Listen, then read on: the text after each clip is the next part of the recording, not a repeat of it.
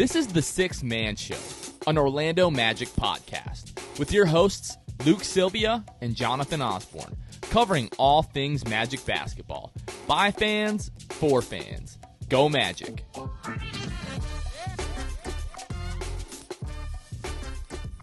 What's going on, Orlando Magic fans? You guys are back with the Sixth Man Show. It is January 27th, 2022.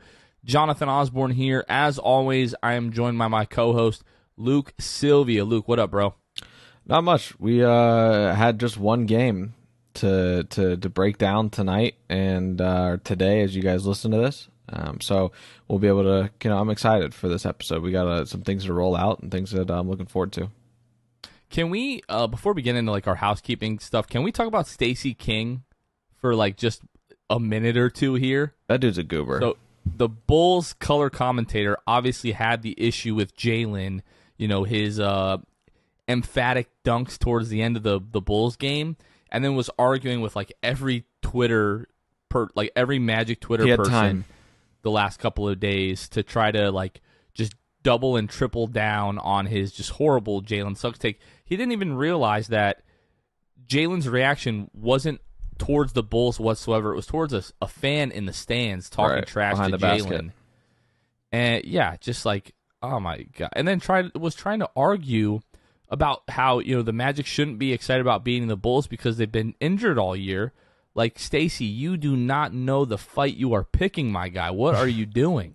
Yeah, it was ridiculous. It was annoying. I couldn't believe. I thought that he would just reply to maybe one person trying to go at him about it, because a lot of Magic Twitter was going at him about, saying that, Suggs shouldn't celebrate that way and you only have 8 wins right now and all that stuff.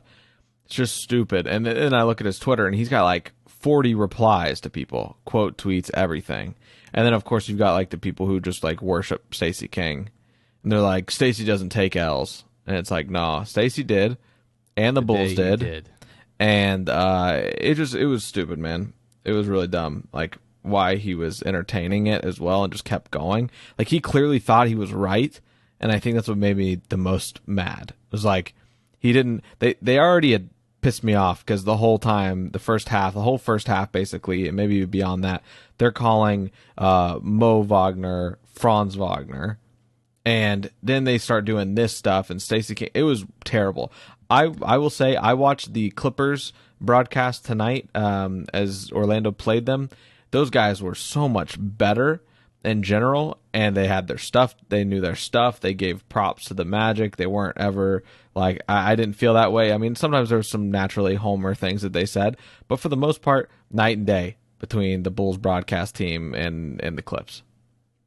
The worst part was when Mo Wagner fouls DeMar DeRozan on the clear path foul, which was a hard foul, whatever. If DeMar says one little thing to Mo, whatever, but gets in his face, puts his hand on the chest, and they're repeatedly calling Moritz Wagner, Franz Wagner, oh, this guy's only played 40 games. DeMar's been in the league for 13 years, acting like this kid's an idiot, and they're not even talking about the right person. It was just ridiculous. And Mo was playing his role very well, and they should know that about Mo. Dude, you should be able to, that is his literal role, is to be a pest to the opposing teams, especially the star players. And it's the most obvious thing you could know about Mo Wagner. It was ridiculous to me. I'm looking at Man Games Lost NBA on Twitter right now, and they have this whole chart plotted out about teams and kind of where they are in terms of the playoff race and the number of games they've lost, due to injury, right? Chicago is right in the middle, and most of the teams in the league are clustered right around the middle. They had to expand the parameters of this chart recently, Luke, because they could not fit the Orlando Magic on the chart. Yep. They are all the way at the bottom right-hand corner of the chart. And last week when they posted it, the ORL, the top of the letters ORL were barely visible. They literally had to expand the parameters of the chart to fit the Magic. That's how bad it's been. Someone needs to send this to Stacey King. Just ridiculous. Oh, and the crazy thing is, I'm sure he saw it, and he just ignored it. So there you go. I'm questioning that dude's eyesight. But anyways, we're not going to spend too much time on that. couple of housekeeping things really quickly. We always shout out our patrons every single week. They help financially support the show. We would not be able to do all the things that we do without you guys. We love to shout you out. Shout out Court Cousins, Drew Gooden, Armin, Keith Garcia, Zico, Carson Tulo, Nathan Lynn, Ellis, Jonathan Borges, Norm L, Magic Player History, Giulio, and Bailey. Thank you guys. Thank you. Shout out Court Cousins, by the way. Me and Kevin, we went to the Lakers game on Friday, which was a lot of fun. We got to meet the guys from Kyle and Peach from Court Cousins. Those guys came from Boston and Connecticut, came down. They went to the Lakers game and they went to the Bulls game on Sunday with the group from Reddit. So that was really dope. Super, super nice guys. Me and Kevin talked to them for like 10 minutes. Really, really funny. Awesome dudes. Great meeting you guys. If you guys are ever coming like from across the world or across the country or whatever, and you want to meet up at a game or something, let us know. We'll do our best to be there. But yeah, we love meeting you guys. So if you're ever at a game and we're there, hit us up. Definitely, more than willing to say what's up and just chop it up with you guys for a few minutes. All right, we're launching kind of like a new feature on the show that we're really excited about. So producer Kevin had the awesome idea this past week that we should start like a voice mailbox so that listeners of the show can call in, ask questions. They can rant. If you guys want to curse us out and tell us we suck, that's cool too. We have bleeps that we can do. If you guys want to give us like fast food recommendations, we are always down for that. Combinations. Any type of food recommendations. Yeah, all kinds of crazy things. If you guys want to tell us about a great movie that you saw or an album that you listened to, whatever you guys can think of, we want to hear from you guys. So if you're interested in leaving a voicemail, you can call 407-603-1189. Again, that's 407-603-1189. We really, really want to hear from you guys. We want to make this a featured thing that we do, every show or every other show, at least once a week.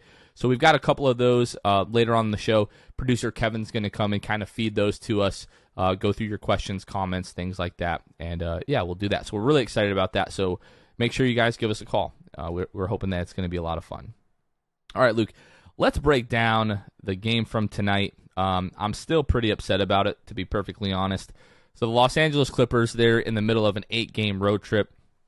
Played in Washington last night. I think they were down, 6 points with 9 seconds left. Luke Kennard hits a crazy deep three.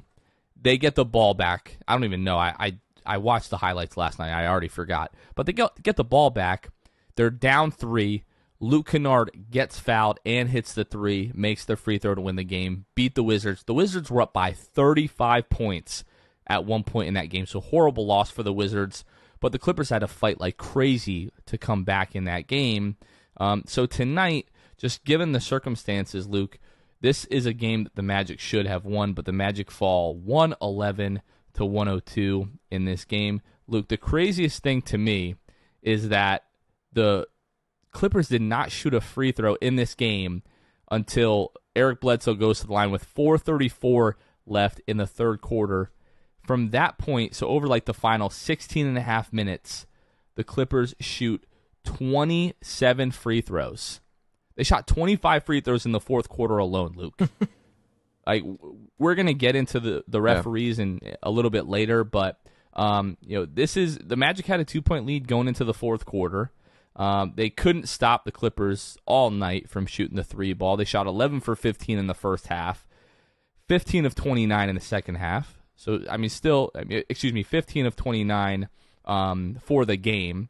So, what is that? 4 of 14 in the second half. Still good for almost 52% for the game. But the Magic, Luke, looked really great in the first half. You have the lead, at halftime. And, you're down just a couple points at the half, I believe it was. You're up 2 points going into the fourth quarter. But the offense, Luke, just really great start to this game for the Magic. And then it just started to stagnate more and more and more as the game went on. The Clippers started to switch on every pick and roll, which the Magic were doing a great job of in the first half. But yeah, the great looks that we were getting in the first half in the paint, really the team was super, super aggressive in the first half, attacking the paint. That led to the Magic shooting, let's see how many free throws here in the first half. My computer doesn't want to load. I don't have it was 10 free throws for the Magic. In They the went 9 for 10 or something, wasn't it? Or that was in the second half. My computer's not loading here. Of course, as I need it to load, Wi-Fi here at my dad's house sucks. 12 free throws in the first half. Again, that was just a byproduct of the Magic getting aggressive, getting great looks in the paint, and really just trying to run to the rim. And it kind of stopped in the second half. I felt like as the second unit came in, guys like Gary Harris, Terrence Ross, Chuma Okeke, the offense just really started to break down in rhythm. They weren't getting the same looks. And, you're just not able to keep up with the scoring effort of the Clippers shooting the ball so well. You start not to defend as well as this game goes on, Luke. And this is a game that the Magic, I haven't seen the post-game conferences yet. We jumped on here to start recording, but everyone on Twitter is talking about how the guys just seemed dejected during the post-game of this game. They know that they should have won this game. Yeah, and I think that the biggest thing here is that in the first half, the Clippers are shooting lights out, especially, they're shooting whatever it was, 60+% or something like that from three at the end of the first half. The Magic shooting pretty terrible from three, and it's just very obvious at that point the free throws was what was really keeping Orlando in the game, despite that discrepancy from efficiencies from three. So the Magic only shoot those. They shoot all those free throws, and then in the second half gets going. Like you said, third quarter was the start of ticky tack things being called, and I won't even blame this game on the refs, right? I'm not ever you're never going to see me blame a game on the refs. You're never going to say it was a ref's fault. No, this team has 9 wins this year, and there is a great reason for it. Yes, they are injured, but those who are healthy, the team is not great. We all know this, so I'm never going to blame it on the refs fully. The refs are essentially the reason the Magic, could be, if it even been in the game in the first half, only down 1, despite how terribly they were shooting the ball compared to the Clippers. To have, for the Clippers to not have shot a single free throw, is pretty insane too. I think that the refs were just equally terrible tonight, but it was super odd because it was they only felt like they could call it on one side of the court per half. Is what it really did feel like. So, I think that, they put themselves in a really hard position there. You get outscored by 11 in the fourth quarter, largely due to free throws, as we said. It's just insane to me that, the Clippers didn't shoot a free throw for the entire first half, and I'm sure that their fans were mad. I know their broadcasters were making jokes about, the Magic are paying the refs and whatever. We need it, guys, by the way. But all that to say, for the Clippers to end up shooting, 27 free throws in total, the Magic shoot 22. I mean, it's no wonder after that first half, if you kind of pull out the numbers for the second half, no wonder in comparison why the Clippers ended up winning this game, 111-102, and it wasn't even that close at the end. The Magic kind of pulled it in to make it look a little bit better. Well, speaking of the refs, Luke, I think we're going to let our friend Preston tell our listeners exactly what happened tonight with the refs. My name is Preston Wills. I'm from Richmond, Virginia, and I just wanted to say that short white ref tonight, he had it out for us, and he definitely has some issues with his eyesight. I'd recommend him a pair of glasses at the nearest store, and I can even talk to some people I know and, get him a prescription filled for that, because, it was pretty rough out there. Go Magic. Appreciate you, Preston. Yeah, it was just really odd. The short white ref, I think is what he said. Yeah. I think that's what I heard. Yeah. But yeah, it was just really weird. When that call, that foul on, Eric Bledsoe started, kind of towards the later part of the third quarter, all of a sudden it was 3 or 4 consecutive ticky-tack fouls on the Magic, and the next thing you know, the Clippers are in the bonus. Clippers are in the bonus for most of the fourth quarter, and obviously the refereeing was kind of slanted towards the Magic in the first half, but it was mostly due to the Magic being really aggressive and a lot of contact at the rim, and the Clippers in the second half. Especially the fourth quarter, it was just the Magic would breathe on those guys. And the Magic just seem to get screwed over in like the weirdest ways possible. Like late in this game, Gary Harris hits a corner three, and then like it was 2 or 3 minutes later, there's a foul call, and the refs go to review the three from Gary Harris, and then they end up taking the three away from the Magic. And as Franz Wagner kind of got it going down the stretch here, scored like 10 points in the last couple of minutes of this game. Had we had that extra 3 points from Gary Harris, this game might have been a little bit more, interesting down the stretch. So we say this. It feels like every couple of weeks we have a game where the refs just seem to hose us at one point or another. Just weird, bizarre things happening that sometimes we just never get a real explanation for.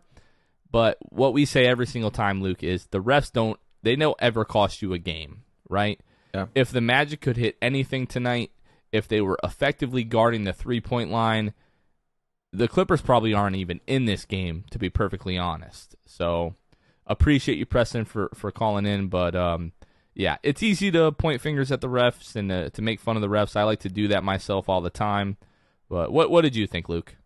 So as far as the refs go, man, I kind of gave my piece just about that. I don't blame anything on that. I wanted to talk about, that the Magic seemed to really lack attention to detail here in the second half. It seemed as though, the shots weren't falling. They get a little bit more lax on defense because they're just frustrated the ball's not going in offensively.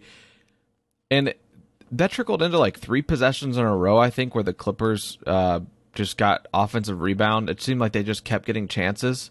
Or, I forget who it was, maybe Dell tries to save the ball from going out of bounds and passes it, into, a Clipper, to a Clipper player, and then they get the ball and they get the ball back. And it's just like the Magic seemed to shoot themselves in the foot. Like the areas where they were doing so well and what was winning them the game are the exact areas that they flipped in the second half, and especially that, late into the third and the fourth quarter, where they just stopped really looking like a team. They stopped being able to do the things that got them to that point where they were still able to be, within a point at half.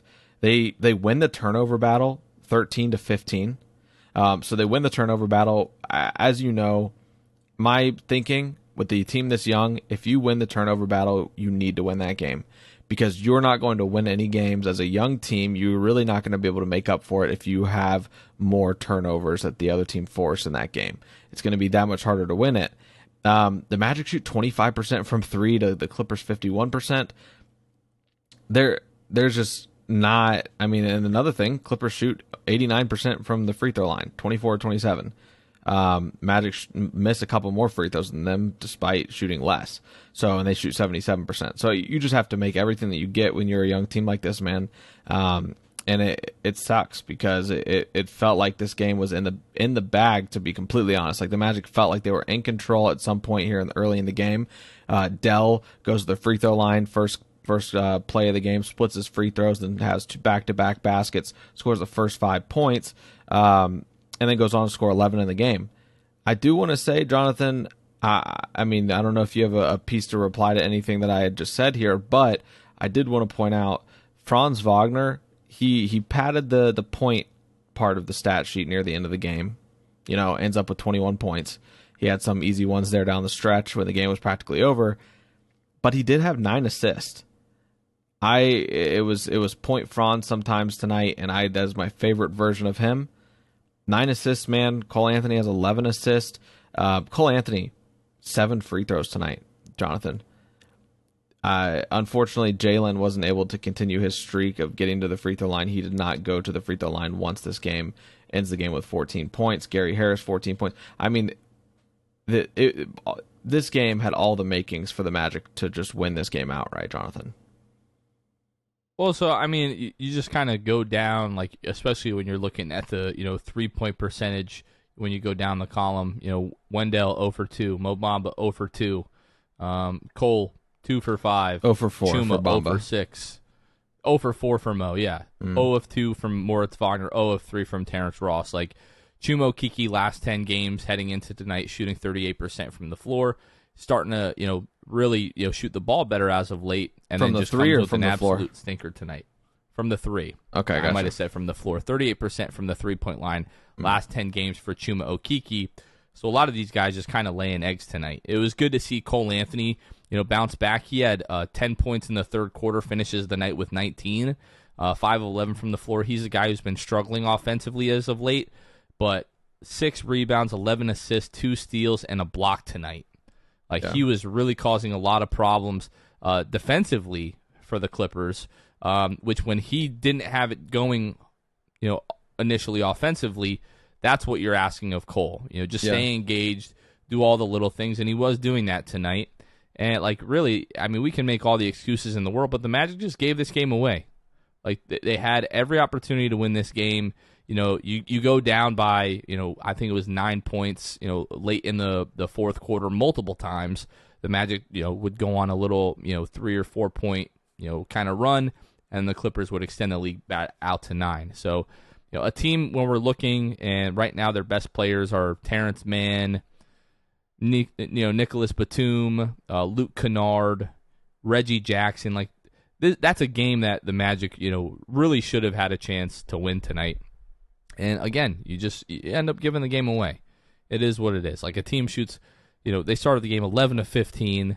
You get a little bit of a break in the second half, but like you said, you win the turnover battle. You got to find a way to win these games, Luke. And apparently, the Magic seemed pretty upset by all reports, in the post game pressers tonight, which they should. They gave the game away, and the morality of this team, the morale of this team is only going to be this high for so long. Eventually, at some point, the losing gets to these young guys because they are used to being on competitive teams and winning their entire lives. And then all of a sudden, they're in the NBA. You have a team that is this young. You still have multiple guys that we consider to be are going to be big contributors to this team are still out. And at some point, I was so impressed that it didn't happen during that 10-game win streak. But losses like tonight, luckily you've got Friday night. You've got Detroit at home. You cannot ask for a better opportunity to bounce back. If the Magic could handpick any team in the league right now to play, it should be the Detroit Pistons. Yep. Detroit Pistons, by all accounts, are the second worst team in the league. The Magic have been the worst, largely due to injuries, but it's the point still stands. But Friday night, you've got to come out and you've got to destroy the Pistons. If the Magic don't have a double-digit win over the Pistons, I will be disappointed. Perhaps should they beat the Pistons by double digits? I don't know. But that's the kind of response that I want to see from this team after you destroy the Bulls Sunday night and then you just give away a game to the Clippers who, on paper, you should have a chance to beat. The Magic were favored in this game. It was the first game they were favored in all year. It took 49 games, Luke, for the Magic to be favored in a game. And I texted you and Kevin. I said, just because the Magic are favored in this game, it is a lock that the Clippers are going to cover and the Clippers are going to win this game just because that's the way that this season has gone. But all of that, you put all that together, and I really want to see the Magic respond, in a major way Friday night against the Pistons. Well, and the last thing I'll say here about that, with the Pistons, obviously, is the last time the Magic played them not too long ago here, January 8th, the Pistons were favored by 1.5. Now, the Magic didn't have WCJ in this game. They lose by just 5. I think that the Magic should have every chance to be favored 2 games in a row, Jonathan. And I think to earn the respect of Vegas, which obviously we don't care too much about, but to earn the respect of Vegas, you gotta cover the games that you're favored in. And if Vegas is laying it all out there, being like, "Hey, this team with 9 wins, they're favored tonight," regardless of circumstance, you gotta win that game, man. I really thought after I had said that, the team is gonna put together 3 wins in a row. It was gonna be the Bulls, the Clippers, and the Pistons. I really thought, looking at this spread tonight, Jonathan, even yesterday when I was like, the Clippers are only favored by 1 point, I was like, Vegas is on my side. It's over. The Magic are winning 3 straight. And I am. That is why this loss hurts even more, because I was like, I know these guys could have won this game. And then you go into the game against the Pistons on Friday. Anything can happen there. Both teams are terrible. Would love to see the Magic be not only favored but actually pull out the win for the 10th win. They, like you said, these guys are used to winning. Well, right now they have lost over 4 times the amount of games that they've won at this point. So hopefully they can get it done against the Pistons. Well, Luke, currently on the ESPN Basketball Power Index, the Magic on the matchup predictor are favored 61.5% to the Pistons 38.5%. So the ESPN Basketball Power Index. So you're telling me there's a chance? There's a chance, and again, anything like if the Magic win by 9, I'll be like, okay, I'm happy about the win. But like the Magic need to come out on fire Friday. I need a Cole 40 burger against the Pistons. I need it bad. That'd be great. Or a little, give me a Franz or a Cole 40 burger going head to head with Cade Cunningham, Totally Rookie fine. of the Year discussion. I'm all for that. All right, we're gonna take a quick break, hear from our friends at Manscaped, and then producer Kevin's gonna come in and we're gonna get into your guys' voicemail. Super excited about that. Guys, cheers to 2022 and resolutions you can actually keep. How about having clean and shiny balls all year round? Our sponsors at Manscaped are here to save your balls this year and make the ball drop into 2022 the cleanest and sexiest ever.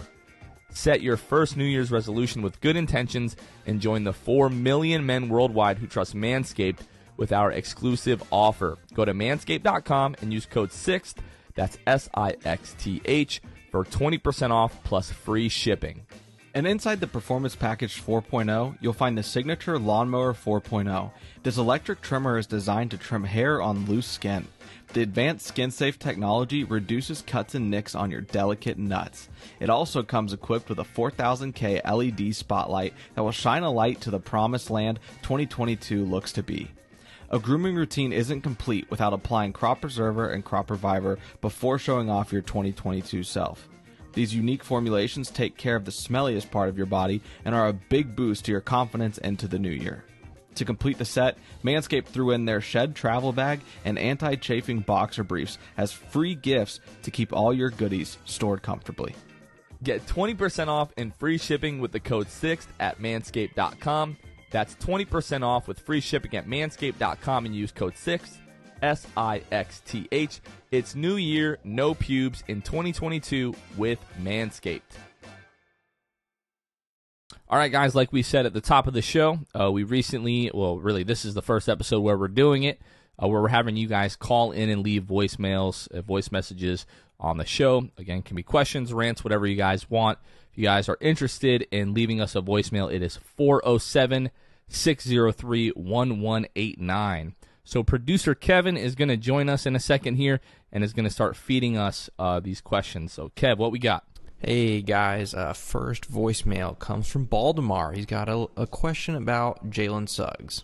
Hey, yeah, my name is Baltimore Merlo. I'm from Avon Park, Florida, and I'm just calling in just to get your guys' opinion on this. I personally think that Jalen Suggs is that guy. He's the franchise player that we need, leading us to the playoffs, to the championship, whatever you want to say. I think he's that guy. I just love his size. I love his skill set. He's super aggressive. Really athletic, to be honest, after those 2 slams he threw against Chicago the other night.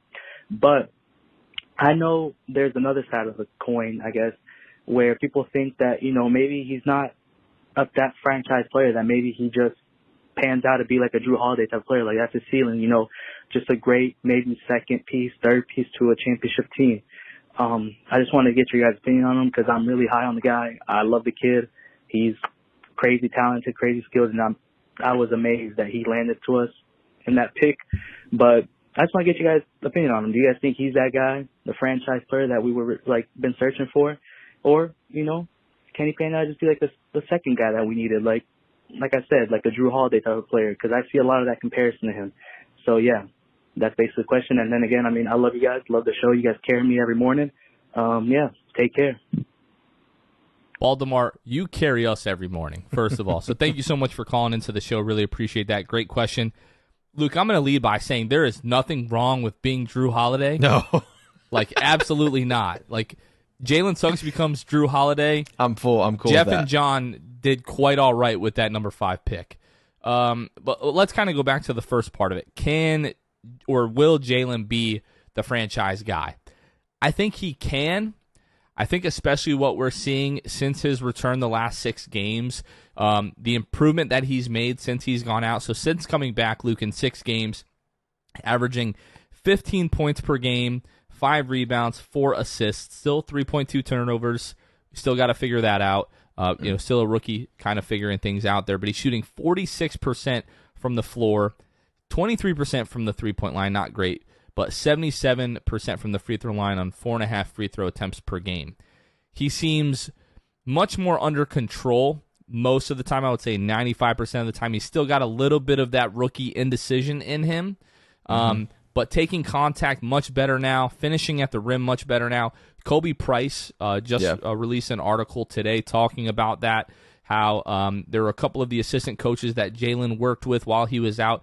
Basically, they called it finishing school. So he couldn't really do much, with the right thumb in terms of shooting while he was out and healing. So they really focused on his finishing with the left hand, and I think we're starting to see that work pay off. He's going to continue to get more comfortable, going to continue to improve at that.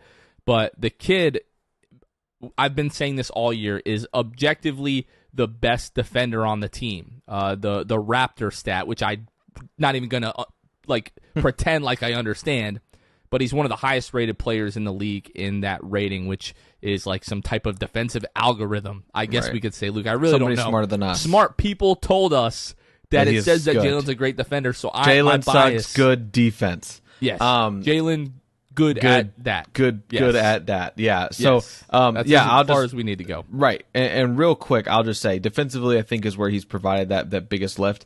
Obviously, the statistics are there since he's come back that he's just better finishing around the basket, which is great. He's consuming contact. I was watching, like I said, the Clippers broadcast.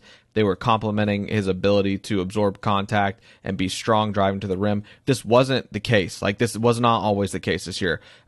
He was not always doing that in college. Like I've said before, he shied away from contact. Another thing that an area that Suggs needs, if he wants to propel to that next level, Jonathan, he's going to need to become a better catch and shoot 3-point shooter in general.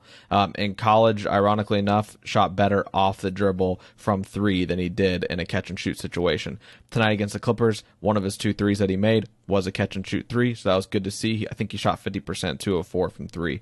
So that being said, I think the potential is there more than I thought it was for Jalen prior to his break. But like we have said already, since he has been back, it seemed to be really good time off for him. I think eventually Jalen, if Jalen could be a Drew Holiday, give him to me. Right now, Drew Holiday is averaging 18 points a game. 18 NBA points, champion Drew Holiday? Yeah, 18 points, 6.4 assists, 4.6 rebounds. So I would give a lot of things for Jalen Suggs to just turn out to be Drew Holiday. Thanks for the question. Last bit of Jalen Suggs propaganda here. On the season, the Orlando Magic are 23rd in defensive rating. Since coming back, the Magic are 8th in defensive rating. So that's a big improvement. Can't argue with that right there. Next voicemail comes from Jose. He's got a thought about Franz and a little bit about the team as a whole. Hey guys, what's up? I'm a big fan of the show. My name is Josiel Vargas. I'm from Altamont Springs, Florida. And, I just wanted to say that even though we've been losing lately, we started winning a couple games. Franz Wagner, he cooled down a little bit, but I like the way he's playing defensively, playing smart, playing to his role, not forcing shots, which is very good for a rookie, So that's very good of him. Jalen Suggs has been looking all right, too. Finally finding a little bit of his stroke. He's looking like the leader that we drafted. So I just like the way the direction the team's going. We're not expecting wins every night, but we're getting a very exciting young team, and I'll take that. I'm happy with that. Anyways, guys, big fan of the show. Luke, you want to take this one? Yeah, so I mean, he talked about Franz and just his ability to not necessarily get caught up in just putting up shots and trying to be a superhero. Not necessarily like the past few games here. He's not been incredible. Specifically, I think from 3, his 3-point percentage is down a little bit these last 10 games or so. So there's a little bit there. I think that as far as this goes, man, Jalen, or Franz here talking about, he said Jalen, right? Was talking about him being a good leader, I believe. And I think that was the biggest thing. Jalen, during his time off, was, on the sideline. You could see him being very vocal with the players and key points of the game coming down in crunch time here, just trying to help coach up the players, see things maybe they haven't seen, as he was watching the game from the bench. I think his leadership has taken a next step after that, against the Bulls, kind of doing, it's Magic City, that type of stuff. I think that's the type of thing that is an intangible in a player, is just being a leader. And I'm really hoping that Jalen Suggs is becoming, at the very least, a good leader for this team. Yeah, I think, when it comes to Franz Wagner, we've been talking about him all season and how great he's been. I put out on Twitter, a few weeks ago, that I was worried that when we start getting guys back, that Franz wasn't going to be as featured in the offense, and I think there's a little bit of both. When it comes to that, I think part of it is Jalen Suggs coming back. Obviously, he's a ball dominant guy. He's going to start taking some field goal attempts, a couple here, a couple there from different guys. But Franz, I think he's such a team first guy, and he's so unselfish that he hasn't reached the point yet where he's like, okay, I just need to go and get the ball and everybody kind of get out of the way and I'm just going to do my thing. And that's what he was doing in the month of December, when he averaged 19 points, won Eastern Conference Rookie of the Month. We just had no other choices. Like Jalen was out, Cole was out for a lot of, the month there. And it was like, Franz, if you do not score 20, 25 points tonight, we are going to have no chance. And I just become such a huge fan of Franz. Like, I feel so comfortable with the ball in his hands. He's always going to make the right decision. I feel like if he gets in the paint, it's game over. He's going to score, or get fouled, end up at the free throw line. I think for me, that's like the next step in Franz's development. Yeah. We know he has that competitive fire in him, but we've joked that Franz doesn't realize how good he is, and I feel like that is partly true. He just needs to be like, I am the man. Everyone get out of my way. And I'm about to destroy Cade Cunningham on Friday. I think that, before we get to I think our last question here, I could be wrong there, but it could be, I think it's our last question. It's funny you talk about Franz, and it reminded me a lot of a way you talk about another Magic player, Jonathan, in terms of, I don't even want to hear this. In terms of doesn't know his potential, and he can get into the paint whenever he wants to. You've said the exact things about one Markelle Fultz in the past. And fact. And it is. Markelle, seemingly at his best, can get to the paint whenever he wants. I thought you were about to get disrespectful. No, I truly did. No, I just heard you say those things, and I was like, oh, you've said the same thing about Franz, and it's true. My children, I love them. So yeah. I wholeheartely agree with that about Franz, and I'm hoping that he can, continue to be a leader, just like Suggs has been a leader, but also continue to produce on the court and kind of snap out of it here from three here as well. All right, our last question of the episode comes all the way from Canada with a question about Cole that is sure to be a conversation starter. Hey, Six Man Show. My name's Joshua Richard. I'm from Toronto. My hot take is, could Cole Anthony actually be like our sixth man? I know he's been going through a stretch right now, and I'm not saying, like, because of this small stretch, he should be put on the bench. I'm just saying, with Suggs emerging, and a lot of us thinking Markelle should be starting regardless, could Cole's future role on this team be a sixth man on this team? Thanks.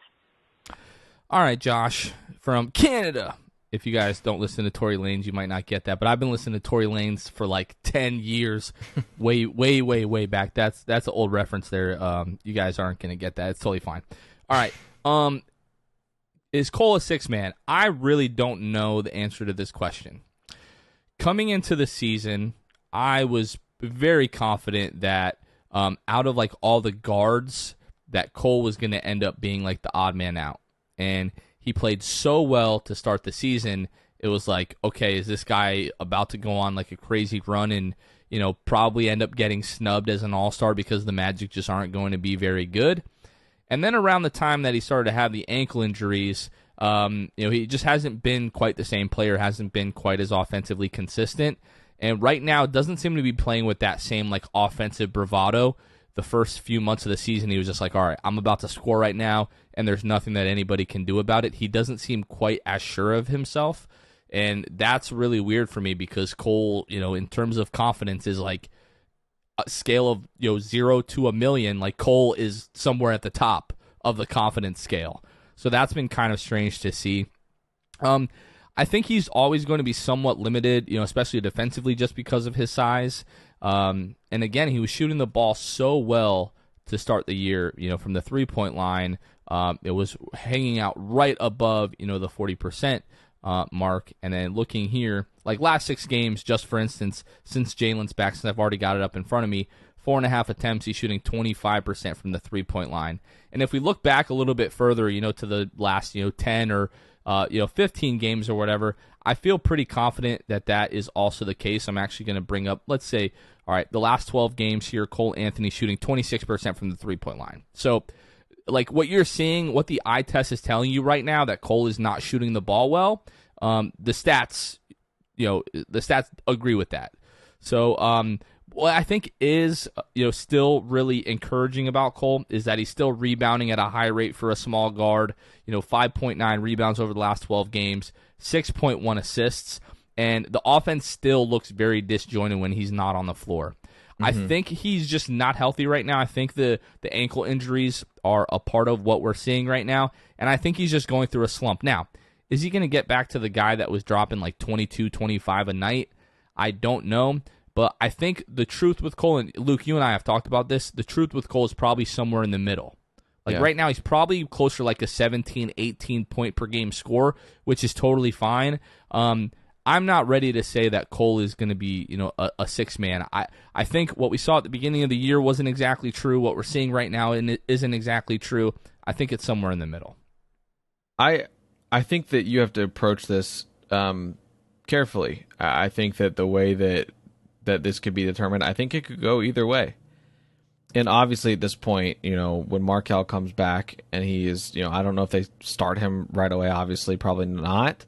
If they do, he's on a 15-minute restriction or something. We know how the Magic are anyway. So I think by default, Markelle, when he gets in and back in the rhythm, he definitely doesn't have a minute restriction. I think you have to start Markelle to start his time back when he's back, fully playing those minutes. So your question becomes, essentially, are you putting Jalen Suggs on the bench, or are you putting Cole Anthony on the bench? And it isn't as clear cut because Jalen looks better than he was, and Cole looks worse. Now, like you said, still rebounding at a high rate. Assists, even for the year, he's averaging 5.8 assists, which is fine, and over 6 in the last whatever it was, 10 to 15 games, whatever you said.